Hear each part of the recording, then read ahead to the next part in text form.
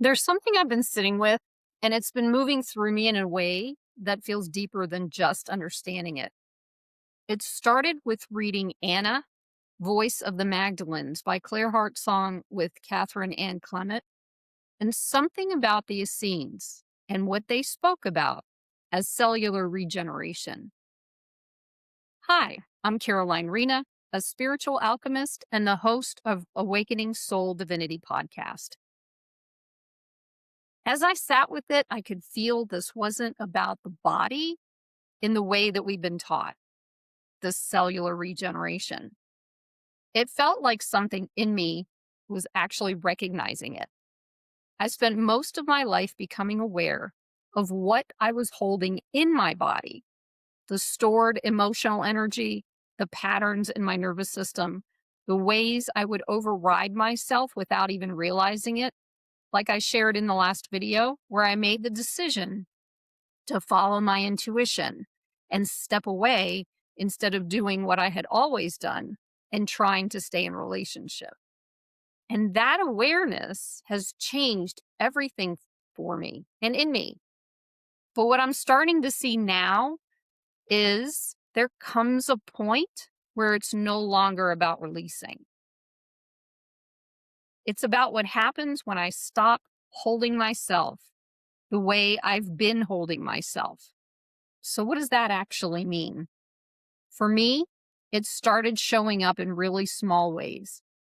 It's the moment I notice I'm trying to get somewhere, trying to shift how I feel, trying to make something go a certain way. And instead of doing that, I just stay where I am in the moment. It's noticing the tension in my body and not trying to release it.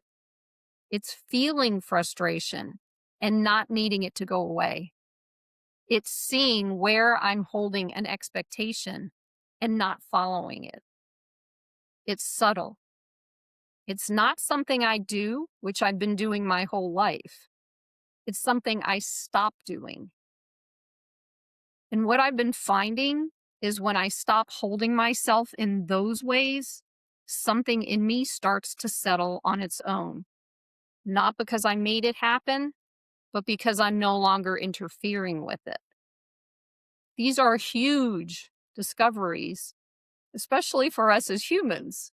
So, my finding this about myself actually turned into a need to share this because I think it's interesting how this works.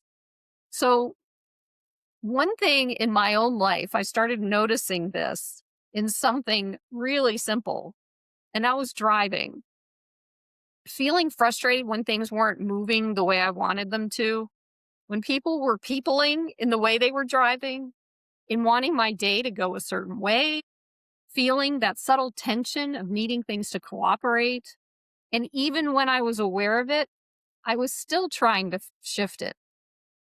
And I saw something really clearly. Even that was me trying to manage my experience instead of just allowing it. And then it opened up into something deeper. Then I started to see how this shows up in my relationships and continues, even though I'm a lot more observant about it. This is where I would feel someone.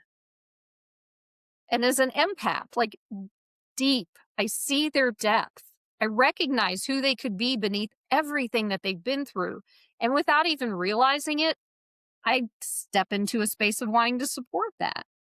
And for some of us, especially if you're highly sensitive or naturally attuned to others as an empath, this can feel very natural to do. But I've also seen this in so many people in general, this quiet pull to help, to guide, to make a difference in someone else's life. And it's based off of our own beliefs and how we see someone else's life to be, which is something that's a challenge. And it often looks like love. But underneath it, there can be an expectation. And this is where something really shifted for me. Trying to love someone into becoming who I can see they are is still a form of control, even when it's subtle, even when it comes from a genuine place. So when I look at something like cellular regeneration now, it doesn't feel like something I do with my mind, with my body, with any of that.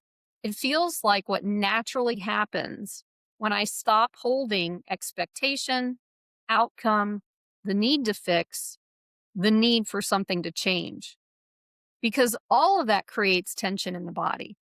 And when that tension starts to soften, something inside of me reorganizes.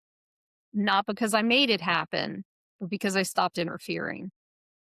And this has been comforting me in a really honest way, because it also means I can't make a difference in someone else's life in the way I thought I could. I can be there, I can love, I can see, I can connect, but what they do with that has nothing to do with me. And that's freeing. And it's uncomfortable at the same time. And I can feel this isn't just personal. There's something happening right now where more of us are starting to see we can't fix the world.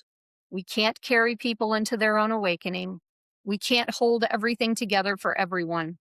And that can feel uncomfortable because so many of us have been the ones who hold, support, and carry. So, what does this actually open up?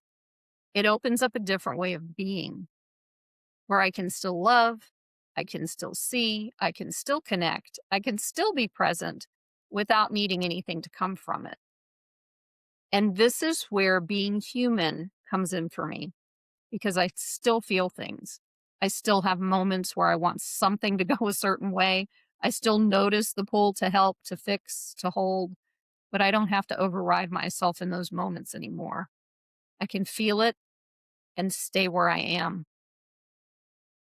And when that shifts, there's a kind of freedom that comes in, not because anything outside of me has changed, but because I'm no longer holding it the same way.